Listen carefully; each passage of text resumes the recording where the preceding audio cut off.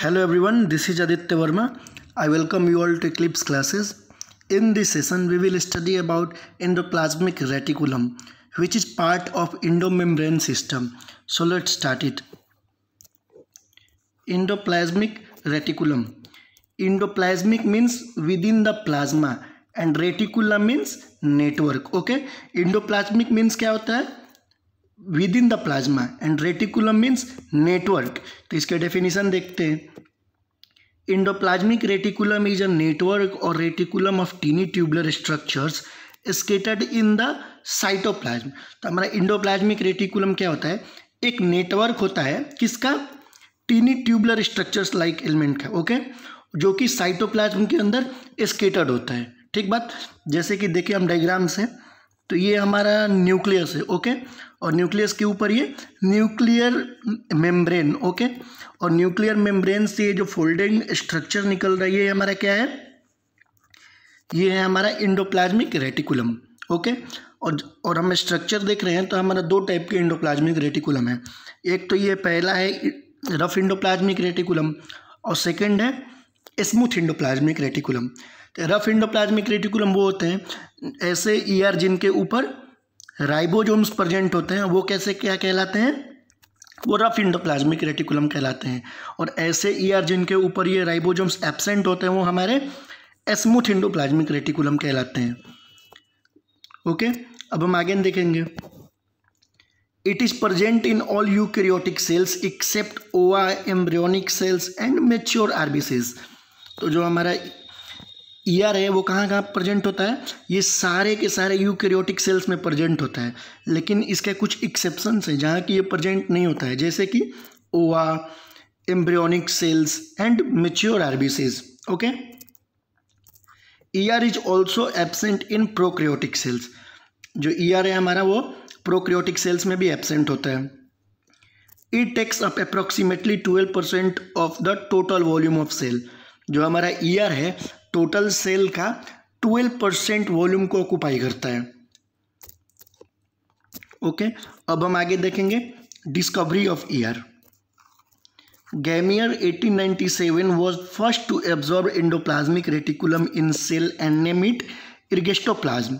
जो हमारे गैमियर नाम के साइंटिस्ट थे 1897 में फर्स्ट टाइम इन्होंने इंडोप्लाज्मिक रेटिकुलम को ऑब्जॉर्व किया था. ओके, और इसका क्या नाम दिया था? इर्गेस्टोप्लाज्म नाम दिया था. Okay, second, the ER was first noted by Porter, Claude and Fullam in 1945 as a network. फिर हमारे ये जो तीन साइंटिस्ट है पोर्टर, क्लाउडी और फुलमैन ने इंडोप्लाज्मिक रेटिकुलम को एज अ नेटवर्क की तरह नोट किया था in year 1945. It was named endoplasmic reticulum by Porter in 1953. फिर जो हमारे पोर्टर साइंटिस्ट थे उन्होंने इस नेटवर्क लाइक स्ट्रक्चर को क्या नाम दिया था? Endoplasmic reticulum in 1953. Okay, now we will see the ultra structure of endoplasmic reticulum. ER is made up of 3 component: cisternae, vesicles and tubules. जो हमारे इंडोप्लाज्मिक रेटिकुलम है वो 3 टाइप के स्ट्रक्चर से मिलकर बना हुआ होता है: cisternae, vesicles and tubules. All the 3 structures bound by a single unit membrane. जो हमारा ये स्ट्रक्चर है ये कैसे बना हुआ है? ये सिंगल यूनिट मेम्ब्रेन से मिलकर बना हुआ है. तो जैसे हम स्ट्रक्चर देखें सिस्टर्नी का, तो सिस्टर्नी में कैसे है? ये फ्लैटेड है और ये पैरेलली लाई है, और इसके ऊपर क्या प्रेजेंट है? राइबोसोम्स. ये कैसे हैं? वेसिकल्स कुछ तो हम देख पा रहे हैं ये सर्कुलर है और कुछ ये किस शेप में है? ओवल शेप में, और इनके ऊपर भी क्या प्रेजेंट है? Ribosomes. Now third one, tubules. ये ट्यूबुलर शेप के हैं. ओके, और ये ब्रांच्ड हैं. ओके, देख पा रहे हैं हम लोग ये कैसे हैं? ये ब्रांच्ड हैं और इनके ऊपर कोई भी राइबोसोम्स प्रेजेंट नहीं है. राइबोसोम इनमें एब्सेंट है. अब हम देखेंगे इसको डिटेल में सिस्टर्नी को. ठीक, तो these are flattened unbranched sac like structures. ये कैसे हैं? ये फ्लैटेड हैं, अनब्रांच्ड हैं और सैक लाइक इनके स्ट्रक्चर्स होता है. They lie in stack parallel to one another. ये स्टॉक्स में लाई करते हैं और एक दूसरे के ये पैरेलली. They bear ribosomes. ये राइबोसोम्स बियर करते हैं. इनके सरफेस पे क्या प्रेजेंट होते हैं? Ribosomes. They contain glycoproteins named ribophorin first and ribophorin second that bind the ribosomes. Okay, ये क्या कंटेन करते हैं? ग्लाइकोप्रोटीन कंटेन करते हैं, जो कि क्या नाम है इनका? Ribophorin first and ribophorin second, जो कि राइबोसोम्स इसके ऊपर प्रेजेंट होता है, उसको ये बाइंड करता है। Okay, found in protein forming cells, ऐसे सेल्स जिनके अंदर प्रोटीन का फॉर्मेशन होता है उसमें सिस्टर्नी टाइप का इंडोप्लाज्मिक रेटिकुलम पाया जाता है। ठीक है। सेकेंड है हमारा वेसिकल्स। दीज आर ओवल और rounded vacuole like elements scattered in cytoplasm. ये कैसे होते हैं? ओवल या राउंडेड शेप के होते हैं। ये वैक्यूल लाइक एलिमेंट होते हैं जो कि साइटोप्लाज्म के अंदर ये स्केटर्ड होते हैं। These are also studded with ribosomes, इनके ऊपर भी क्या प्रेजेंट होता है? राइबोसोम्स प्रेजेंट होते हैं। फिर हमारा third one tubule, wider tubular branched element mainly present near the cell membrane. ये कैसे होते हैं? ये वाइडर होते हैं, ट्यूबुलर होते हैं, ये ब्रांच्ड होते हैं और मेनली ये सेल मेम्ब्रेन के साइड ये लाई करते हैं। Okay, near the cell membrane. They are free from ribosomes, इनमें कोई भी राइबोसोम्स प्रेजेंट नहीं होता है। These are more in lipid forming cells, ऐसे सेल्स जिनके अंदर लिपिड का फॉर्मेशन होता है उसके अंदर हमारा टिब्यूल्स प्रेजेंट होते हैं। अब हम देखेंगे इंडोप्लाज्मिक मैट्रिक्स। ओके, तो the space inside the cisternae tubules and vesicles is filled with a watery medium. ये जो हमारा ये स्ट्रक्चर है ये किस चीज़ से मिलके बना हुआ है? सिस्टर्नी ट्यूब्यूल्स और वेसिकल से ही मिलके बना हुआ है। तो इनके जो अंदर का स्पेस है वो वाटरी मीडियम इसमें होता है। ठीक है, ये जो हम देख पा रहे हैं इसके अंदर कैसा मीडियम है? Watery medium. That is different from the fluid in the cytosol outside the ER. और ऐसे जो इनके ईयर के बाहर जो हमारे साइटोप्लाज्म के अंदर जो फ्लूइड होता है उससे वो अंदर का फ्लूइड डिफरेंट होता है। ओके, जैसे इसको समझते हैं, ये हमारा प्लाज्मा मेम्ब्रेन है। प्लाज्मा मेम्ब्रेन के अंदर ये हमारा न्यूक्लियस है और न्यूक्लियर मेम्ब्रेन से जो ये हमारा स्ट्रक्चर निकला हुआ है ये हमारा क्या है? ये हमारा इंडोप्लाज्मिक रेटिकुलम है। और इंडोप्लाज्मिक रेटिकुलम के अंदर जो फ्लूइड है और जो इसके बाहर फ्लूइड है जो कि साइटोप्लाज्म में फ्लूइड है वो दोनों डिफरेंट होते हैं। Okay, their walls are constructed of lipid bilayer membrane that contains large amount of protein similar to cell membrane. और जो इनका वॉल होता है, वॉल किस चीज़ के मिलके बना होता है? लिपिड बाई लेयर मेम्ब्रेन का, और उसमें large amount of protein present होता है सिमिलर टू सेल मेम्ब्रेन, जैसे कि सेल मेम्ब्रेन में होता है। और if you want to study about cell membrane you can study from the link given in the description. Okay, अब हम देखेंगे types of endoplasmic reticulum. ER has been categorize into two types on the basis of presence of ribosomes. जो हमारे endoplasmic reticulum है वो दो types के categorise किए गए हैं on the basis of ribosomes presence. अगर राइबोसोम्स प्रेजेंट है, अगर ईयर के ऊपर राइबोसोम्स प्रेजेंट है तो वो हमारे क्या होंगे? Rough endoplasmic reticulum. और ऐसे ईयर जिनके ऊपर राइबोसोम्स एब्सेंट हैं वो हमारे क्या कहलाएंगे? Smooth endoplasmic reticulum. ये हम स्ट्रक्चर देख रहे हैं, इस पर कोई भी ईयर प्रेजेंट नहीं है, ये हमारा क्या है? स्मूथ इंडोप्लाज्मिक रेटिकुलम है। इस ईयर पे राइबोसोम्स प्रेजेंट हैं तो ये हमारे क्या कहलाते हैं? Rough endoplasmic reticulum.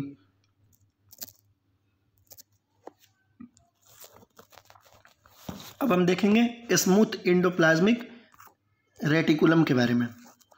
It is also known as agranular endoplasmic reticulum. इसको ए ग्रेनुलर इंडोप्लाज्मिक रेटिकुलम के नाम से भी जाना जाता है क्योंकि इसके ऊपर राइबोसोम्स एब्सेंट होता है। It consist mainly of tubules and vesicles.